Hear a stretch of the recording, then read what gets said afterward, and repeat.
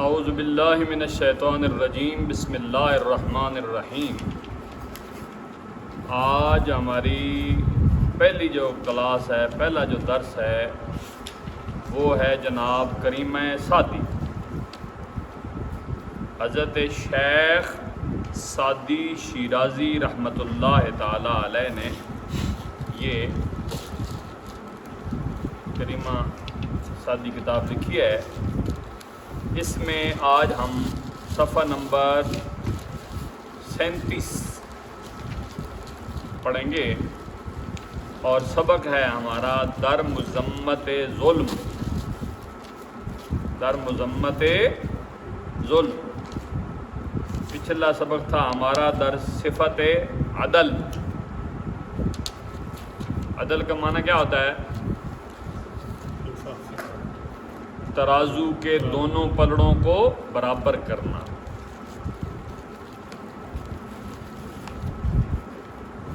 آج ہم پڑھیں گے در مذمت ظلم۔ جب کوئی اچھی چیز ہوتی ہے تو اس کے بارے میں جب بات ہوتی ہے تو اس کی کیا ہوتی ہے؟ تعریف، صفت۔ اور جب کوئی بری چیز ہو تو اس کی کیا ہوتی ہے؟ مذمت۔ بات سمجھ آئی؟ جب بھی کوئی برا کام ہوگا نا تو آپ لوگوں کے منہ سے سنیں گے، منہ میں کیا ہے آپ کے؟ پھر کوئی بیماری تو نہیں ہے؟ اللہ میں کہتا لکبا ہوا پہ اڈے کبوتر بھی جو ہیں جلنا رہنا ہے سے میں کہ پتا۔ تو آپ سنتے ہوں گے بھئی فلاں جگہ ظلم ہوا تو ہم مذمت کرتے ہیں، اور اگر کسی جگہ کوئی اچھا کام ہو تو ہم اس کی تعریف کرتے ہیں یا اس کو سراہتے ہیں یا اس کو اور جو بھی لفظ ہوتے ہیں اچھے سے۔ در مذمت ظلم، ظلم کی مذمت میں کچی پینسلیں پاس ہیں نا آپ کے؟ زبریں زیریں لگا لیں، ابھی ادھر کوئی لگا لیں، کچھ بعد میں ویڈیو سن کے ادھر سے لگا لیا کریں تاکہ آپ جب بھی یہ شعر پڑھیں تو یہ درست پڑھے جائیں۔ خرابی ز بیداد بیند جہاں،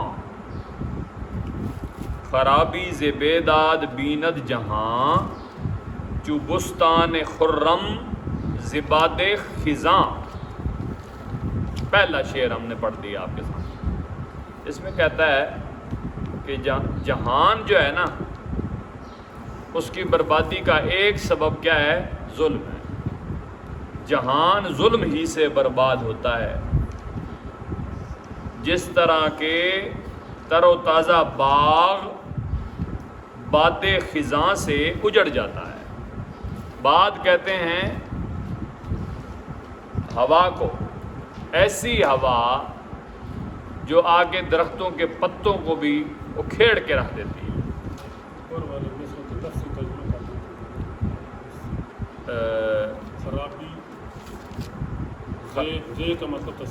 یہ پیچھے اپنی فہرست میں آپ دیکھ لیجئے گا، اگر کوئی سمجھ نہ آیا تو پھر ہم کر لیں گے، فی الحال ہم اس کو۔ اچھا جی، جہاں ظلم ہی سے برباد ہوتا ہے۔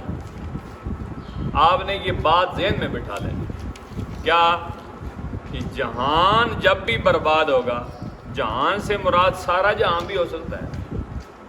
جہان سے مراد آپ کا ایک چھوٹا سا جہان بھی ہو سکتا ہے، جیسے گھر ہو گیا، کاروبار ہو گیا، شہر ہو گیا، یہ سارے چھوٹے چھوٹے جہان ہیں۔ بڑا جہان بھی ظلم سے ہی اور چھوٹے جہان بھی ظلم سے ہی برباد ہوتے ہیں۔ جس طرح ایک باغ ہوتا ہے وہ بالکل سرسبز و شاداب ہوتا ہے، اور ایک ابھی جو چلنے والی ہے باد خزاں، کچھ دنوں کے بعد چل پڑے گی اور سب درختوں کے پتے گرا دے گی اور ان کو بالکل ننگا کر کے رکھ دے گی۔ جس طرح باغ کو باد خزاں اجاڑ دیتی ہے نا، اسی طریقے سے جہان کو ظلم برباد کر دیتا ہے۔ تو آپ نے اپنی زندگی میں کوشش کرنی ہے، یہ نیت کر لیں کہ کسی کے ساتھ ظلم کرنا نہیں ہے۔ ظلم کریں گے اگر آپ تو ہو سکتا ہے وہ تو ظلم سہ جائے، لیکن ظلم کے بدلے میں آپ کو جو سزا ملے وہ شاید آپ نہ سہ پائیں. اس لیے خود بھی ظلم نہیں کرنا. اور دوسری چیز ہوتی ہے بعض اوقات بندہ خود ظلم نہیں کرتا لیکن ظالم کے ساتھ کھڑا ہو جاتا ہے. آپ کو پتہ ہے یہ بندہ ظالم ہے, اس جو دوسرا کھڑا ہے اس پہ ظلم ہوا ہے, اس کو ناجائز مارا گیا, اس سے ناجائز لوٹا گیا, اسے بے عزت کیا گیا وغیرہ وغیرہ. آپ کو پتہ ہے پھر بھی آپ ظالم کے ساتھ کھڑے ہو گئے ہیں تو آپ بھی ظالموں میں شمار ہو جائیں. یاد رکھ لیجیے, جیسے آپ نیکوں کے ساتھ بیٹھو گے تو نیکوں میں شمار ہو جاؤ گے. ابھی باہر سے آنے والا بندہ آپ کو دیکھے گا کہ یہ ایک نیک مجلس میں بیٹھے ہیں تو آپ کو کیا بولے گا, وہ نیک. اگر آپ کتوں کی لڑائی میں, بٹیروں کی لڑائی میں, جواریوں کے ساتھ, کوڈریوں کے ساتھ, چرسیوں کے ساتھ بیٹھے ہوں گے تو وہ آپ کو کبھی بھی نیک نہیں کہے گا, اچھا نہیں کہے گا. وہ کیا کہے گا, یہ بھی اچھا نہیں ہے کیونکہ اس کی مجلس اچھی نہیں ہے. اس سے ایک ہمیں یہ بھی بات پتہ چلی کہ ہمیں ہمیشہ اچھی مجلس میں بیٹھنا چاہیے. وہ پنجابی کا ایک شعر ہے نا, نیکاں دے لڑ لگیاں میری جھولی پھل پہنے, بریاں دے لڑ لگیاں اگلے بھی ڈل گئے نے. بھئی جو پاس پھول تھے نا, بروں کے پاس بیٹھے ہوئے تھے تو وہ برا ہی شمار ہو گیا, تو وہ اچھے جو پھول جھولی میں ڈالے تھے کچھ وہ بھی ڈل گئے. لہذا اس شعر سے ہمیں یہ پتہ چلا کہ ظلم جہاں ہوگا وہاں بربادی آئے گی, جہاں انصاف ہوگا, عدل ہوگا, وہاں آبادی آئے گی. نمبر 2 جی, شعر نمبر 2, مدے رخصت ظلم در ہیچ حال.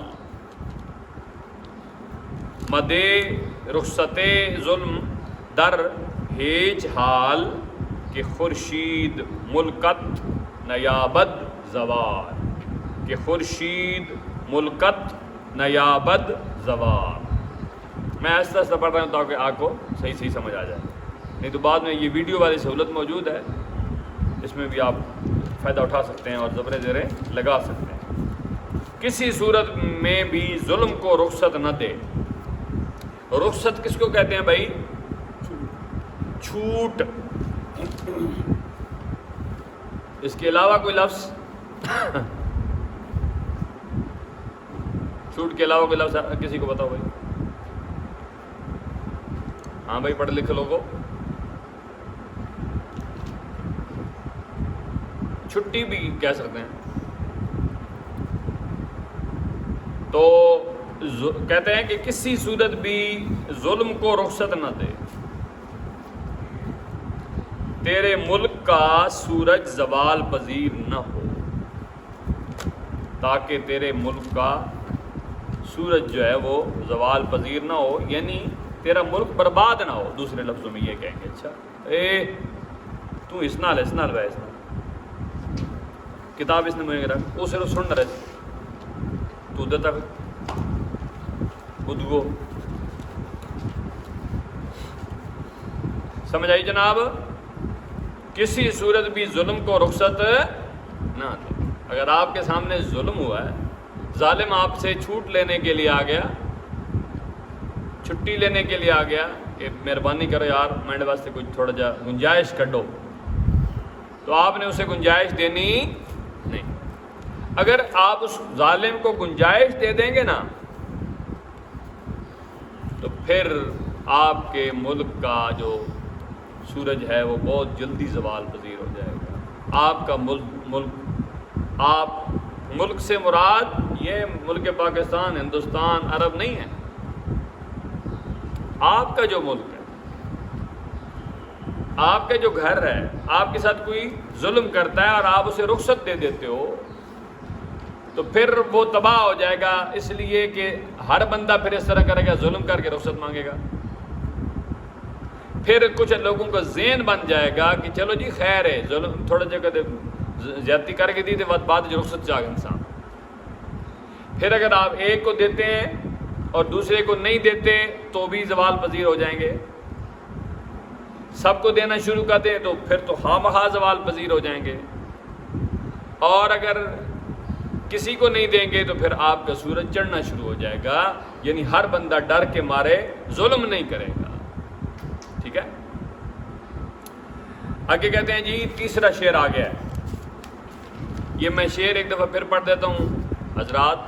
پہلا شعر آپ نے اگر زبریں زیر لگانی ہے ویسے ریکارڈ ہو رہا ہے.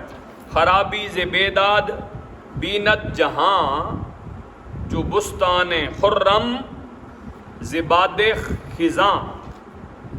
یہ ہمارا پہلا شعر تھا. ابھی تیسرا شعر میں پڑھنے لگا ہوں جی. کسے کاتش ظلم زد در جہاں کسے کاتش ظلم زد در جہاں برآورد از اہل عالم فغاں. فا کے اوپر پیش ہوگی. جس نے دنیا میں ظلم کی آگ بھڑکائی اس نے دنیا والوں کو آہو فغاں پر مجبور کر دیا. آہو فغاں کیا ہوتا ہے؟ رونا چیخنا. ہاں جب آہو فغاں تب ہوتا ہے جب بندہ مظلوم ہوتا ہے تو اور کچھ نہیں کر سکتا تو پھر وہ روتا ہے شور مچاتا ہے. بھئی جس نے ظلم کی آگ بھڑکائی. اب اس میں آپ کو بار بار یہ اس لیے کہتا ہوں نا کہ ہم کہیں یہ سمجھ کے اپنے آپ کو بری و ذمہ نہ کر لیں کہ بس یہ حکومت ہے اوپر جو بیٹھے ہیں وہی ظلم کریں گے تو نیچے آؤں فغاں ہوگی. جس جگہ جس کو حاکم بنایا گیا سرکار دو عالم صلی اللہ علیہ وسلم نے فرمایا اللہ نے تمہیں چھوٹی چھوٹی بادشاہیاں دی. اب آپ حضرات میں دو بادشاہ بیٹھے ہیں. ایک ملک صاحب بیٹھے ہیں اور ایک معین الحق صاحب بیٹھے ہیں. باقیوں کو بھی اللہ جلدی بادشاہ بنائے. ہاں آمین نکلی دعا اس نہیں خاص کر کے امان نہیں. تو وہاں پہ ہم نے بہت زیادہ عدل کرنا ہے. پھر دیکھیے گا انشاءاللہ تعالی. اور اگر آپ ظلم کی آگ بھڑکائیں گے تو پھر خواہ یہ نہیں کہیں گے چپ کرو ادھر سے ظلم بھی کرو اور ادھر آگے سے بولو کہ وہ بولیں بھی نہیں وہ روئیں بھی نہیں وہ آؤ فغاں بھی نہ کریں. یہ پھر ممکن نہیں ہوگا. پھر آپ یہ نہیں کہیں گے کہ میری تو بستی کرائی. ہوتا ہے نا لڑائی ہو گئی گھر میں تو پھر اوپر سے ہم کہنا چپ کر بار آواز میں نہیں پئی. یہ اس طرح کی. آگے جی نمبر 4 شعر نمبر 4 ہم پڑھنے لگے ہیں اب در مذمت ظلم کا. کہتے ہیں ستم کش گر آہے بر آرد ز دل. ستم کش گر آہے بر آرد ز دل زند سوز او شعلہ در آب و گل. زند سوز بلکہ سوز کر ہاں سوز او شاباش. زند سوز او شعلہ در آب و گل. زیر پائی ہوئی میں دھیان نہیں. اچھا مظلوم اگر دل سے آ نکالے جس پہ ظلم ہوتا ہے مظلوم بر وزن اتنی ڈل لائن ہے اچھا بولے کرو بر وزن مفعول. میں آپ کو یاد کروانا چاہ رہا ہوں تھوڑا تھوڑا تاکہ آپ کو وزن چڑھانے میں آئے. جس پر ظلم ہو وہ مظلوم ہوتا ہے. مظلوم اگر دل سے آہ نکالے تو اس کا سوز اس عالم آب و گل یعنی دنیا میں شعلے بھڑکا دے گا. جی اب اندازہ لگائیں نا آپ. یعنی مظلوم کی آہ سے ڈرنا چاہیے. حدیث شریف کا مفہوم ہے کہ کچھ لوگ ایسے ہوتے ہیں جن کی دعا بدعا فوراً قبول ہوتی ہے. مظلوم اگر کسی کو دعا دے تو وہ بھی فوراً قبول ہوتی ہے. کسی کے بارے میں نکال دے بد دعا دے تو وہ بھی فوراً قبول ہوتی ہے. اس لیے مظلوم کی آہ سے ڈرنا چاہیے. وہ اور تو کچھ نہیں کر سکتا. جب کرتا ہے نا یا اللہ بس پھر اگلے بندے کی چوڑ ہو جاتی. تو دوسرے پھر کبھی انشاءاللہ آپ کو بتا دیں گے کہ کس کس کی دعا اور بد دعا قبول ہوتی. اگلا 5واں شعر ہے جناب کہ مکن بر ضعیفان بے چارہ زور. مکن بر ضعیفان بے چارہ زور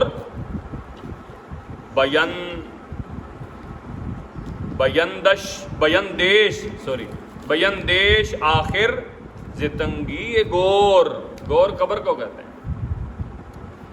بیندیش آخر زتنگی گور کہتے ہیں بیچارے کمزوروں پر ظلم نہ کر. بیچارے کمزوروں پر ظلم نہ کر، اپنی قبر کی تنگی کا خیال کر کہ جو یہاں ظلم کرے گا اس کی قبر تنگ ہوگی. اگلا شعر ہے جناب کہ بآزار مظلوم مائل مباش، بآزار مظلوم مائل مباش، زدود دل خلق غافل مباش، زدود دل خلق غافل مباش. مظلوم کو دکھ دینے پر مائل نہ رہے اور مخلوق کے دل کی آہوں سے لاپرواہی نہ کر. مظلوم کو دکھ دینے پر مائل نہ رہے، ظلم یعنی نہ کر. ہر شعر میں ایک ہی سبق ملتا ہے، ظلم نہ کر. کہیں آ گیا قبر کی تنگی کا خیال کر، کہیں آ گیا اس کی آہ سے لاپرواہ نہ رہے، کیونکہ جس کا وہ بندہ ہے اس کا تو بھی بندہ ہے.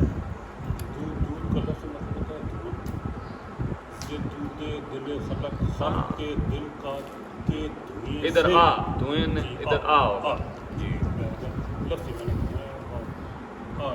ایک لفظ کے کئی معانی ہوتے ہیں اور یہ فارسی میں پھر تھوڑا چینج بھی ہوتا ہے. مکن مردمو آزاری اے تندرا، مکن مرد ما، یہ میم جو ہے نا، میم کے اوپر زبر آپ ڈالیں نا تو الف جو ہے وہ بیچ میں ہی رگڑا جائے گا.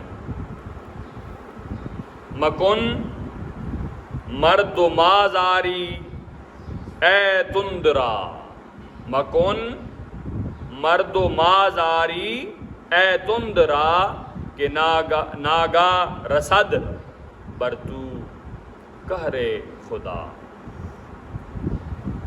اے تند مزاج کون ہوتا ہے؟ برے مزاج والا. وسیلہ مطلب